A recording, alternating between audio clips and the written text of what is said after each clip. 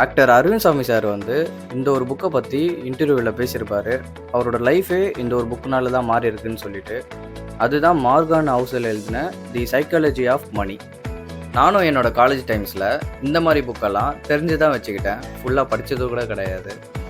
Recent டைம்ஸில் இந்த புக்கை பற்றி நிறைய விஷயம் நான் கேள்விப்பட்டுட்ருக்கேன். ரிச் டேட் புவர் டேட் புக்கை பற்றி ஆல்ரெடி நான் பேசியிருப்பேன். பார்க்காதவங்க போய் பாருங்கள். இந்த கியூரியாசிட்டிலேயே நான் சைக்காலஜி ஆஃப் மணியோட பிடிஎஃப் அண்டு சாஃப்ட் காப்பியை டவுன்லோட் பண்ணி வச்சுருக்கேன். என்னால் ஃபுல் புக்கை ரிவ்யூ பண்ண முடியுமா தெரியல. பட் டெய்லி ஒரு சாப்டரை பற்றி நான் ரிவ்யூ பண்ண ஸ்டார்ட் பண்ணுறேன். பிகாஸ் நான் சொல்கிறதுக்கும் ஈஸியாக இருக்கும், நீங்கள் புரிஞ்சுக்கிறதுக்கும் ஈஸியாக இருக்கும். ஆல்ரெடி இந்த புக்கை படிச்சிருந்தீங்கன்னா கமெண்ட் பண்ணுங்கள். தெரியாதவங்க தெரிஞ்சுப்பாங்க. முக்கியமாக நானும் தெரிஞ்சுப்பேன். தனுஷ் சார் சொன்ன மாதிரி தான், கார்டு இருந்தால் பிடிங்கிடுவானுங்க, காசு இருந்தால் எடுத்துக்கிடுவானுங்க, படிப்பை மட்டும் எதுவும் பண்ண முடியாது. மறக்காமல் இன்ஸ்டாகிராமில் ஃபாலோ பண்ணிக்கோங்க. லைக் பண்ணுங்கள், ஷேர் பண்ணுங்கள், யூடியூப் சேனலை சப்ஸ்கிரைப் பண்ணுங்கள்.